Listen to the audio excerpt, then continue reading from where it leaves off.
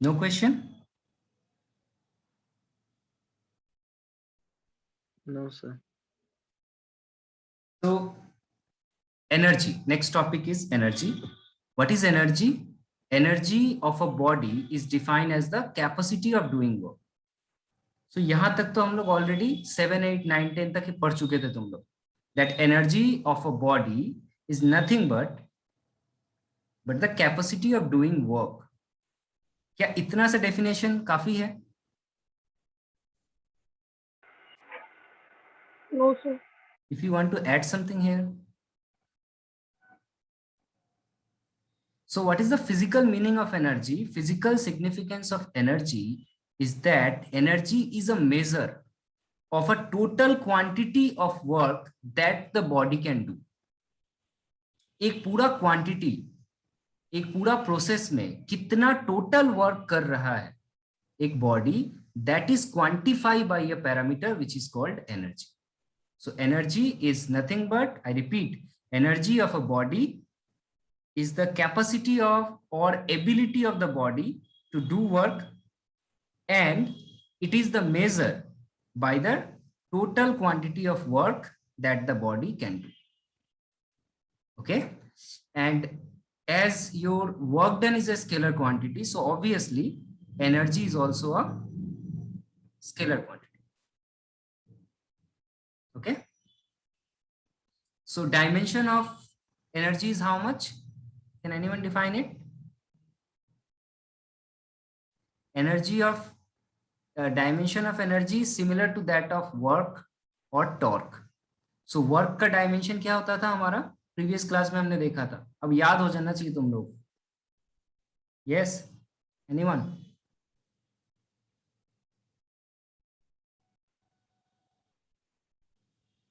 It is M1 L2 L2 T2. Yeah, correct. And unit of energy is what? It is nothing Sir, but joule. so SI unit. SI unit of energy. Yes. Sir, joule. Yes, it is joule. And CGS unit?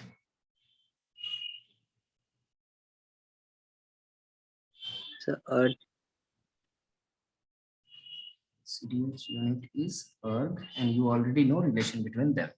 Now, important thing is that energy can also be measured in different other units. Okay, बहुत सारे अलग अलग unit में मापा जाता है, specifically अलग अलग प्रॉपर्टी के लिए, जो काफी इंपॉर्टेंट बात है, जो मैं यहाँ लिखूंगा, पर एक बार मैं स्लाइड चेंज करता हूँ, इसलिए क्योंकि वेरियस फॉर्म ऑफ एनर्जी आपको पता होना चाहिए. In general most of the case जो हमारा स्टडी का पोर्शन है वो ये है, क्योंकि यही हमारा स्टडी फिलहाल क्लास 11 में है. That is all about the mechanical energy, which is nothing but summation of kinetic energy and potential energy. In mechanics, whatever we learn is mechanical energy. जैसे स्प्रिंग में जो एनर्जी स्टोर हो रहा है, that is a mechanical energy. Rope किसी का energy अगर follow कर रहा है, that is your mechanical energy. A body is rotating around another body, it is also a mechanical energy. Is it okay? So mechanics में हम लोग जो भी पढ़ते हैं उसके पास मैकेनिकल एनर्जी होता है. इसके अलावा केमिकल एनर्जी भी हो सकता है. केमिकल एनर्जी का कोई एक एग्जांपल कोई बताएगा मुझे? Very famous. Sir, battery. Yeah, very good. So battery is an example of chemical energy, or better to say electrochemical cell. So here chemical energy is converted into electrical energy. So obviously chemical energy is there. Electrical energy, everyone aware with it. Electricity, voltage, है ना? Magnetic energy, nuclear energy, sound energy, light energy and heat energy. हर तरह के energy को हम लोग joule में माप सकते हैं, नो प्रॉब्लम. लेकिन अलग अलग एनर्जी को मापने के लिए कॉन्वेनिएंट अलग अलग यूनिट्स डिराइव किए गए हैं. जैसे कि हीट एनर्जी को मापने के लिए हम लोग प्रेफर करते हैं एक यूनिट. किसी को पता है, याद है कौन सा यूनिट होता था हीट को मापने का? That is calorie. Short form में इसको ऐसे लिखते हैं कैल। कैलोरी किसको लिए यूज होता है? हीट यूनिट के लिए। लाइट को कैसे मापते हैं, किसी को याद है? Yes, candela. Sorry,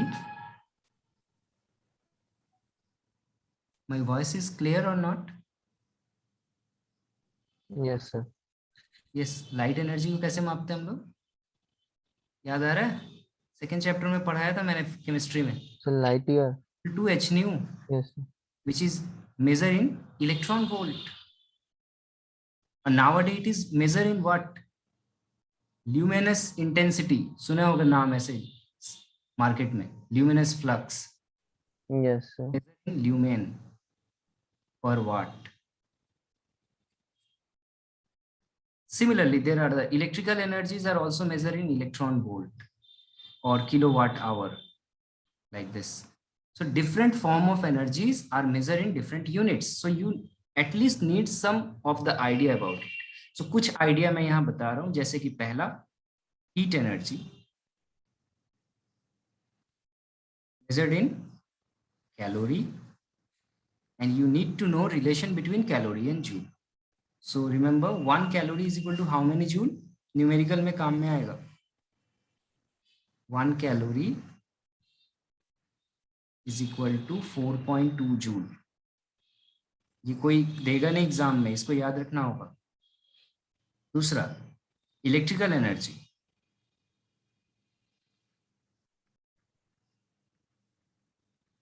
electrical energy को किस में मेजर करते हैं हम लोग?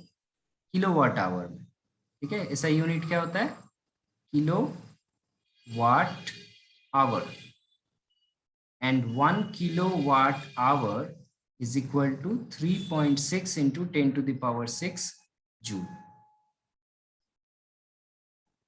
ठीक है, एंड सब एटॉमिक एनर्जी और एटॉमिक और सब atomic energy,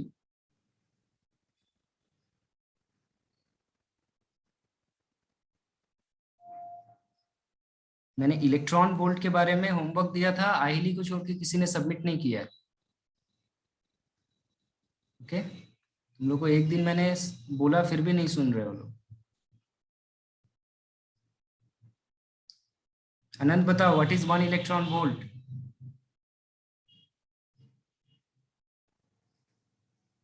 yes, what do you mean by the term 1 electron volt?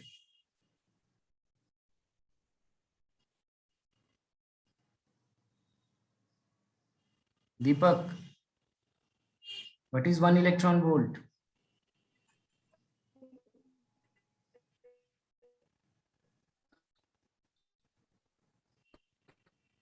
Come on, say yes or no. Don't waste your time and my time.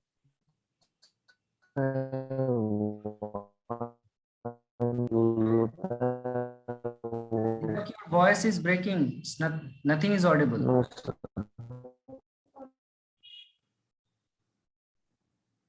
Anant, Audible. no, your voice is breaking very much.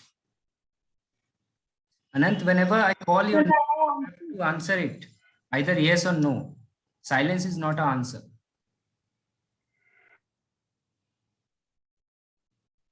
Yes sir.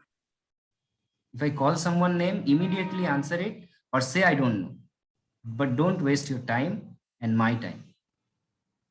Atomic or subatomic energies are measured in electron volt. 1 electron volt is nothing but amount of work done by moving a charge, electronic charge, to a unit distance in a uniform electric field. That is called your electron volt. Okay, volt is nothing but, तुम लोग को मैंने बताया था वाट का definition ये होता है work by charge. So work done given for unit charge, that can be, अगर मैं W इज इक्वल टू क्या लिखूंगा, क्यू वी लिखूंगा। क्यू को इलेक्ट्रॉनिक चार्ज, अगर V is equal to volt हो तो work is equal to electron volt हो जाता है। ये होता है relation. So 1 electron volt is equal to 1.6 into 10 to the power -19 joule. These 3 major relations you have to remember. because at any time they ask in examination.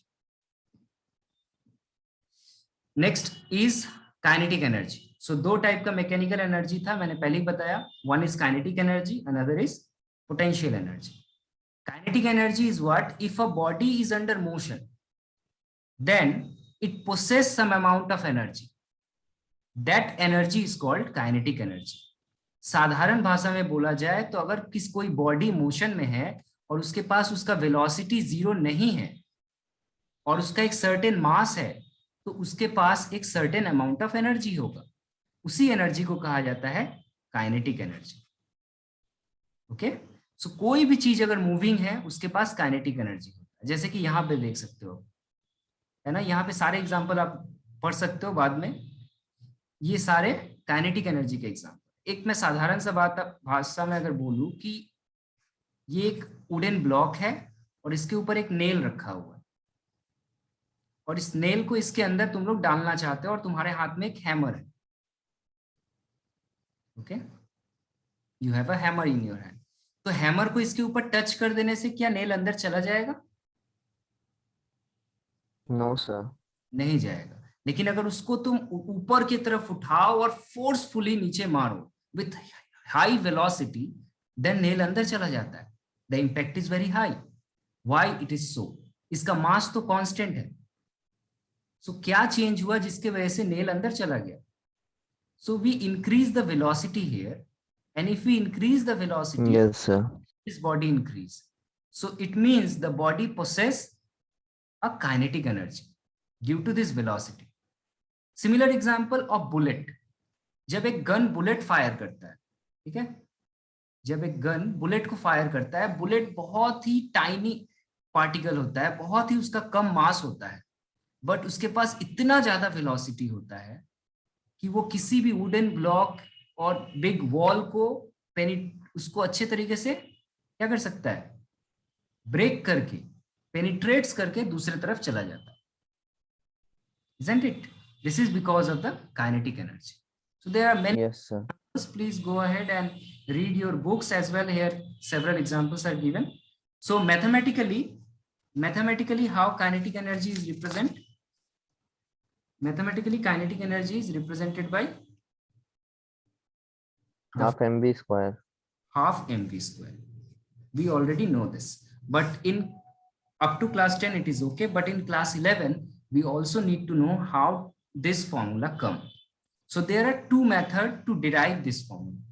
One is your normal mechanics formula, Newtonian mechanics से हम लोग इसको पता कर सकते हैं. दूसरा calculus से पता कर सकते हैं. ठीक है, तो हम लोग सिंपली, मैं एक फॉर्म बता रहा हूं. फर्स्ट मेथड में बता रहा हूं. मैं यहाँ पे स्टेटमेंट नहीं लिख रहा हूँ, स्टेटमेंट तुम लोग लिखना. We know that force is equal to mass into acceleration. Everyone okay with it? Next formula what we know that v square is equal to u square plus 2as. Everyone okay with this formula also, है ना? yes sir. So suppose मैं क्या कर रहा हूं, एक body है जिसका मास है m, जिसका इनिशियल वेलोसिटी 0 था और ये मूव करना शुरू कर रहा है, एंड इसका फाइनल वेलोसिटी जो है वो v हो जा रहा है. ठीक है, सो अगर ये क्राइटेरिया अगर होता है तो मैं यहाँ पे अगर पुट कर दूं u के जगह 0, तो v square is equal to मुझे क्या मिल जाएगा? 2as.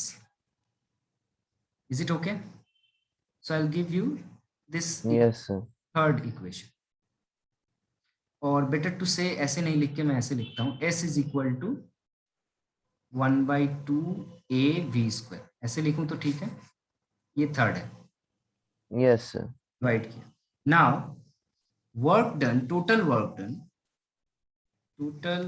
Done is nothing but energy. We already read it. So energy means force into displacement. So force is nothing but given here mass into acceleration, and displacement is written as 2 into a into v square. So if you cancel out a and a, what you get? Half mv square. So if a body is under motion, okay, then total amount of work done is equal to half mv square. I hope everyone agree with this derivation. Second is your Yes, sir. second method is called calculus method. Second method is called calculus method. Now calculus सुनते ही तुम लोग को थोड़ा difficulty आ जाता है क्योंकि इसमें integration और डिफरेंशिएशन आ जाता है. For the time being in class 11, it maybe feels difficult to you, but in general, it is very simple. So, if total work done, if we say, suppose, so if total work done is equal to W, then for small change in displacement or position, better to say, delta W should be equal to F into ds. ऐसा हम लोग बोल सकते हैं. Total work done अगर W है तो dW is equal to F into ds हो सकता है. Yes. Yes, sir. And again we know F is equal to mass into acceleration. If we substitute this here, then it is mass into acceleration into ds. Okay. Now acceleration की जगह हम लोगों को क्या पता है? acceleration को हम लोग लिख सकते हैं dv by dt. हमने पढ़ा था ना ऐसे ही.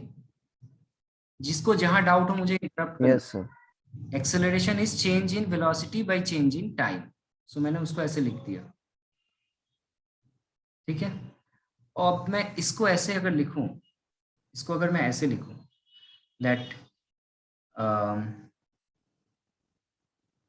this is m dv into ds by dt. So किसी को कोई प्रॉब्लम है? इस dt को इसके नीचे डाल दिया मैंने और कुछ नहीं. हमें पता है velocity is equal to change in displacement by change in time.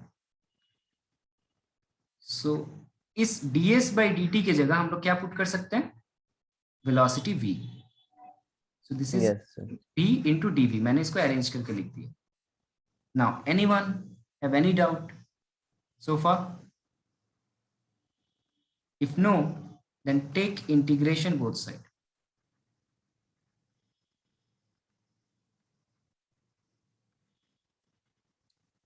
If you integrate both sides, we already know that constant integration के बाहर चला आता है. मास कांस्टेंट है तो इंटीग्रेशन के बाहर चला है. और v का इंटीग्रेशन क्या होता है? ये फॉर्मूला हमने पहले ही देख चुके हम लोग. क्या होता था, याद है किसी को?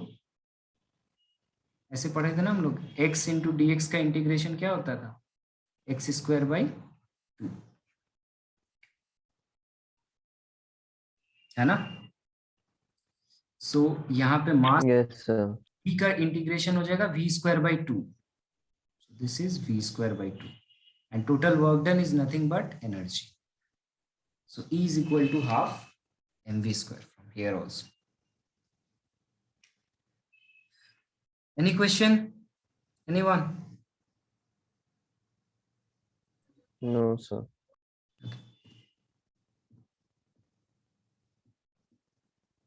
So काफी सारा pages था. Okay, next है. Now I'm clearly audible. Sorry. It is not. So now I'm clearly audible. अनंत नाहिली, सिर्फ मुझे सुनाई नहीं जा रहा. दीपक का बात है तुम लोग को भी? सर मेरे को भी नहीं सुनाई दे रहा, कट रहा है. Okay, Anand. Then Deepak, your network may be slow.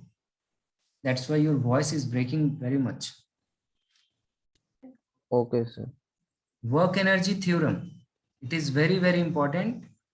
बहुत बार एग्जाम में पूछा गया है. वर्क एनर्जी थ्योरम क्या बोलता है? एनर्जी और वर्क में क्या रिलेशन है, इसको एक्सप्लेन करते हैं. So it state that work done by a force acting on a body is equal to the change produced in the kinetic energy of the body. In other words, what we get from here, that total change in the work that is equal to nothing but change in the energy. As simple as that. Total work done जो हमारा हो रहा है, that will be change in the energy of the body. For example, इसको समझने के लिए एक एग्जाम्पल सोचो.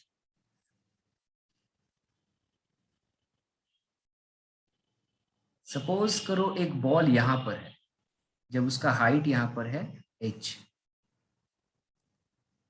और ये बॉल जो है यहां से डिस्प्लेस होके अपने आप यहां पर चला है और यहां पे आके रेस्ट हो गया.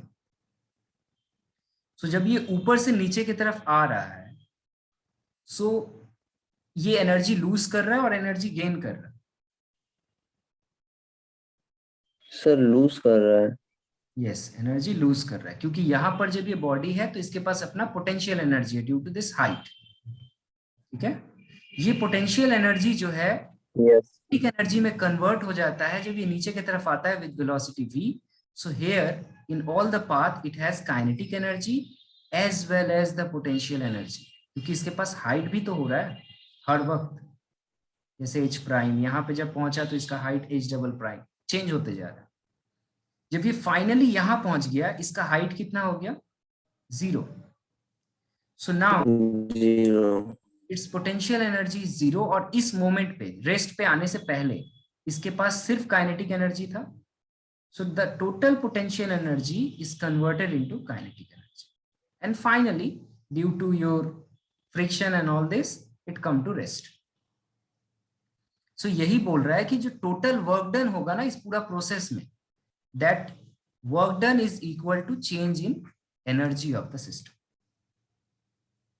Okay, the theorem is valid for system in presence of all type of forces. This is very important.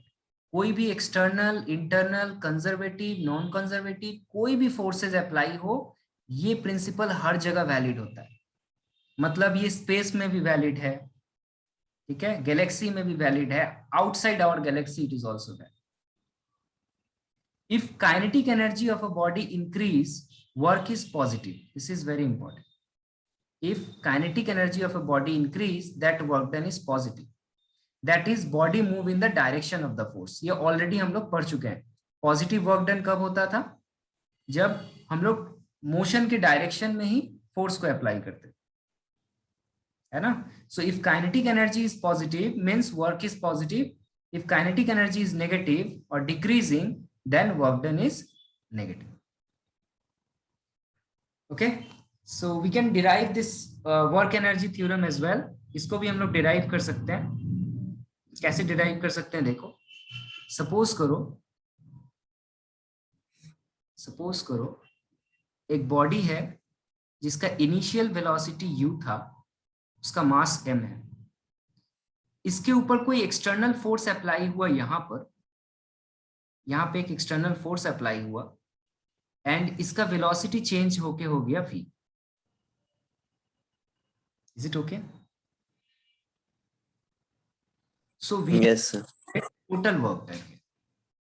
So अभी जस्ट प्रीवियस स्लाइड में हमने यहाँ देखा है that ये एक्सप्रेशन को हम लोग dw या लिख सकते हैं, या पूरा वापस उतना डिराइव मैं नहीं करूंगा, मैं डायरेक्टली इस इक्वेशन को ले सकता हूँ. दैट इज, मैं यहाँ एक बार लिख देता हूँ, dw is equal to mv dv. Okay, I use this equation. So we can write down here that change in work done is nothing but mv into dv. So total work done निकालने के लिए मुझे दोनों तरफ integrate करना पड़ता है, और पहले इनिशियल वेलोसिटी हमारा 0 था इसलिए मैं लिमिट नहीं बिठा रहा था. अब इनिशियल वेलोसिटी कुछ है, तो initial velocity u to final velocity v. And if you calculate it, so according to the formula of integration, it is v square by 2, upper limit नीचे बैठता है लोअर लिमिट, और इंटीग्रेशन में क्या होता है, सबसे पहले हम लोग अपर लिमिट बिठाते हैं. so, मैं इसको vf और ui कर दे रहा हूँ, आसान होगा समझने में. it is ui and vf, initial and final. So पहले क्या किया जाता है ना, अपर लिमिट बिठाया जाता है. तो मैंने अपर लिमिट बिठाया, फिर माइनस का साइन बिठा के फिर लोअर लिमिट बिठा दिया जाता है. ठीक है, ये इंटीग्रेशन में होता है। फिलहाल इसको थोड़ा सा याद रखो, इंटीग्रेशन का एक एक्स्ट्रा मैं लेक्चर भेजूंगा अंडरस्टैंडिंग के लिए। तो मैं इसको ऐसे लिख सकता हूं, that half mv f square minus half mv u square. So this is what your first term is, what it is, final kinetic energy, and second term is what, initial kinetic energy. Yes or no? So can be proved here, Yes, sir. work done is nothing but change in energy of that system. This equation is called work energy theory. Sir, Yes. sir, if we write work is equal to change in kinetic energy of that particle, then it will be more correct. No, it is not correct, because there are number of energies available. For the time being हम लोग सिर्फ kinetic energy पकड़ के रखे हैं, लेकिन potential energy भी तो होता है ना मैकेनिकल में, है ना। तो फिलहाल एक ऐसा Yes, sir. दिया, एक ऐसा एग्जांपल मैंने लिया जहां सिर्फ काइनेटिक एनर्जी को मैंने एज्यूम किया है। प्रैक्टिकल लाइफ में ऐसे एग्जांपल होते हैं जहां काइनेटिक एनर्जी भी होगा, पोटेंशियल एनर्जी भी होगा। उस वक्त बस हमें चेंज निकालना है। इनिशियली कितना एनर्जी था फाइंड आउट करो, सबका सम। चीज को समझो, ये है E final minus E initial. ये ई फाइनल जो है ये है sum of all energy at final condition और फाइनल स्टेट, और ई इनिशियल का मतलब है sum of all energy at initial state, not only kinetic energy. सारे एनर्जी यहां इंक्लूड हो सकते हैं, तब भी ये इक्वेशन वैलिड होगा। ओके,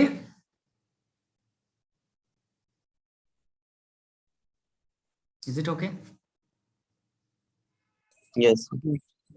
तुम लोग को ये डिराइव करो, मैं फटाफट, relation between kinetic energy with linear momentum. मैंने इससे रिलेटेड एक चीज भी, वर्क और लीनियर मोमेंटम में रिलेशन बोला था, किसी ने उतना करेक्टली नहीं आंसर किया था मुझे। काइनेटिक एनर्जी को ई लेट करो, काइनेटिक एनर्जी को ई ऐसे पकड़ सकते हो, and momentum is P which is equal to M V, and kinetic energy E is equal to half M V square. कितना टाइम लगेगा इसको डिराइव करने में? Do it. This equation 1, this is equation 2। सबको सॉल्व करो screen पे बिना देखे।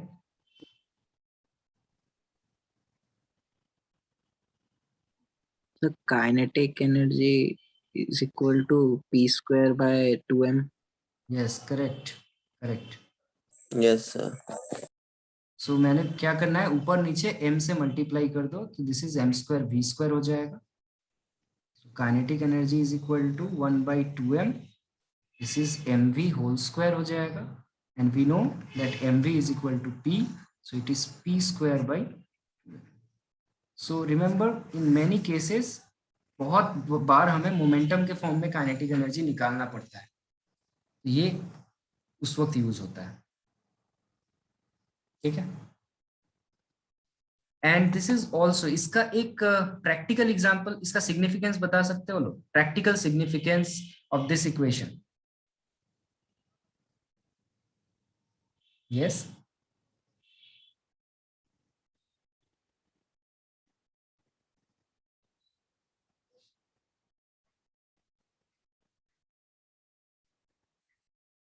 तुम लोगों ने कार का एक्सीडेंट वगैरह देखा होगा। अगर किसी कार, Yes, sir. मान लो वो 40 किलोमीटर पर आवर का स्पीड से चला रहा था, और एक दूसरा कार जो है वो 100 किलोमीटर पर आवर का स्पीड से चला रहा है, और दोनों का एक्सीडेंट हो गया एक इलेक्ट्रिक पोल में, तो क्या होगा? इस कार का थोड़ा सा चोट लगेगा, इसका बम्पर सामने का ब्रेक डाउन हो जाएगा एंड ऑल दिस थिंग्स, लेकिन जो 100 किलोमीटर पर आवर का स्पीड से जा रहा है उसका क्या होगा? Yes, sir. ठीक है, सर वो बहुत बहुत ज्यादा बुरी डैमेज तरह से टूट जाएगा। तो ये डैमेज क्यों हुआ? तो इसका हम लोग मास दोनों का सेम था, सो दोनों का मोमेंटम अलग अलग हो गया। सेकेंड केस में मोमेंटम हाई है, सपोज करो ये P1 है, सॉरी P2 है, और फर्स्ट केस वाला मोमेंटम P1 है। सो अगर मैं एनर्जी बताऊं E1 by E2 का रेशियो लूं, so that will be P1 square by P2 square. So momentum increase करने से, वेलोसिटी इंक्रीज करने से एनर्जी उसका स्क्वायर टाइम्स इंक्रीज कर जा रहा है, isn't it? मतलब अगर तुम वेलोसिटी थोड़ा सा बढ़, Yes, sir. एनर्जी बहुत ज्यादा बढ़ जा रहा है, इसीलिए जो इम्पैक्ट होता है वो बहुत हाई होता है और उससे लॉसेस भी बहुत ज्यादा हाई होता है। इसीलिए देखना सड़क किनारे लिखा रहता है कि इतने स्पीड से गाड़ी चलाइए। स्पेशली स्कूल्स के सामने 20 किलोमीटर पर आवर का स्पीड बोल दिया जाता है। दिस इज नॉट बिकॉज कि वहां पे इतना स्पीड में चलाना जरूरी है। इसका रीजन ये होता है कि जब आप ब्रेक अप्लाई करो तो आपका गाड़ी आसानी से रुक जाए, क्योंकि ब्रेक लगाते ही गाड़ी नहीं रुकता है। हम लोग पढ़े थे ना लीनियर मोशन में, that stopping distance Yes, sir. Continuous break apply करना पड़ता है. अप्लाई करना पड़ता है। तो यहाँ से एक और सिग्निफिकेंस आंसर हमें मिलता है, that stopping distance. Stopping distance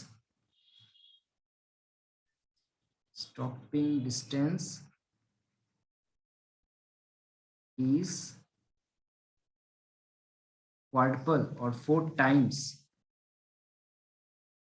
if speed is double। अगर मैं स्पीड को डबल कर दूं, यहाँ इक्वेशन से देख रहे हो, तो 2 का स्क्वायर 4, एनर्जी 4 टाइम्स हो जाएगा और मुझे 4 टाइम्स दूर जाके गाड़ी रुकेगा। So this is very very important concept. Okay, so एक सिंपल सा क्वेश्चन है ये from your AIEEE 2003। Consider the following two statement: linear momentum of a body of particle is 0 and kinetic energy of a system of particle is 0. Then which one implies each other?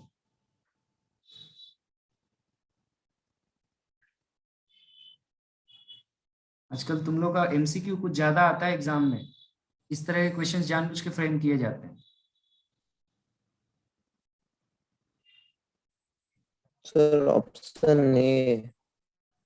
Okay, Deepak said option A. Anyone else? Sir, A. Option A. Anant also. अरे Option A. 1 implies 2 and 2 implies 1. Now, Ahili, can you answer it why it is 1?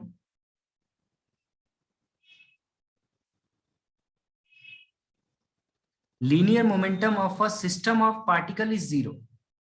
बहुत सारे system of particle हैं 1 2 3 4 n। इसका जो linear momentum of system of particle है ये 0 है। और सेकंड बोल रहा है kinetic energy of a system of particle is 0। So total kinetic energy is equal to 0. How 1 and 2 are implies each other?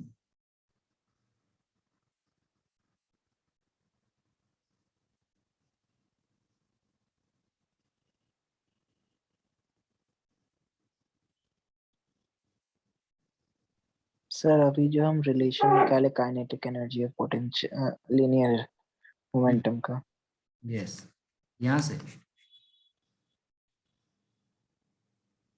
Yes, sir. No, answer D is correct. Look, broadly सोचो, दिमाग लगाओ। Kinetic energy scalar quantity है या vector quantity है? Scalar है। पहले ही मैंने बता दिया था energy is a scalar quantity. कहाँ बताया था? यहाँ। हियर काइनेटिक एनर्जी और any energy is a scalar quantity. ठीक है ना? तो इस इक्वेशन में अगर आप स्केलर वैल्यू 0 बिठाते हो तो मोमेंटम तो 0 आएगा ही। ठीक है ना? If kinetic energy is 0 then P is equal to 0। यहां से आप लिख रहे हो P Yes, sir. Equal to 2m into kinetic energy. So kinetic energy is not a vector quantity, it is a scalar quantity. ये 0 हुआ मतलब P 0 हो जाएगा। सो सेकेंड जो है वो फर्स्ट को इंप्लाई कर रहा है। लेकिन मोमेंटम जो है सिस्टम ऑफ पार्टिकल का 0 होने का मतलब ये नहीं है कि वो इंडिविजुअल मोमेंटम 0 हो। because momentum is a vector quantity. What does it mean? मान लो P1 है, P2 है, P3 है, P4 है, P5 है, up to Pn है. So total momentum जो है, that is the sum of individual momentum, and this individual momentum is a vector quantity. It may be possible that one is positive, another is negative. One is positive, another is negative, like this, isn't it? So इनका individual सम क्या हो सकता है? Zero हो सकता है. लेकिन क्या ऐसा होने से काइनेटिक एनर्जी जीरो होगा? No, sir. P1 होगा तो इसका एक काइनेटिक एनर्जी 1 होगा. P2 के लिए काइनेटिक एनर्जी 2 होगा. And we know that energy is always a positive quantity. So इसका sum of kinetic energy may not be zero. May not be zero. Is it okay? That is why this question is asked in competitive exam. Competitive exam में सबसे गलती क्या होता है पता है? कि आप लोग आंसर करके सोचते हो कि मैंने सही कर दिया, क्वेश्चन को बिना सोचे हुए. नेगेटिव मार्किंग होता है. Last question. Look how many times this question is asked. If momentum of a body is increased by 100%, then the percentage increase in the kinetic energy is. इतने बार पूछा गया है बच्चों वाला सवाल. फटाफट बताओ.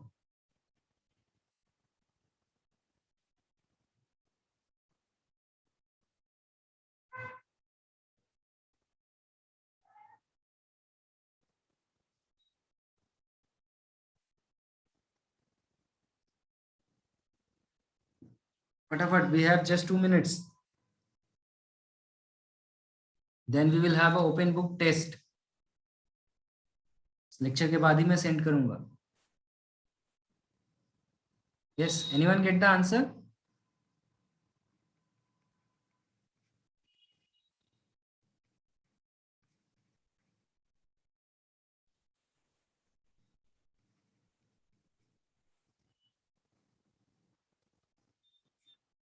P2 square by P1 square. ठीक है. अगर मान लो इनिशियल जो था मेरा मोमेंटम जो था वो P1 था, तो फाइनल मेरा मोमेंटम कितना होगा? 100% इंक्रीज होने का मतलब क्या हो जाता है? ट्वाइस हो जाना ना, डबल हो. 2P1. Yes, Yes, sir. Ahili. Sir answer 300 मतलब ऑप्शन डी है ना. Yes, correct. So this is nothing but 4 P1 square by P1 square, that is equal to 4. So E2 is equal to 4 E1, or you can write it like this, E1 plus 3 E1. So increase value is 300%. So that will be your answer. Okay then. Yes, sir. I end the lecture here.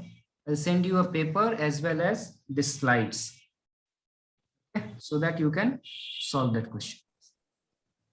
Sir paper अभी करके भेजना है. बिल्कुल अभी second lecture नहीं होगा, मैं कहीं बाहर जा रहा हूँ, तो इसीलिए टेस्ट है ओपन बुक टेस्ट. अभी बुक का हेल्प ले सकते हो लेकिन इंटरनेट का नहीं, मैंने पहले ही मेंशन किया है. ये स्लाइड्स भी भेज रहा हूँ और मैं क्वेश्चन पेपर भेज रहा हूँ. Yes, sir. Yes, sir.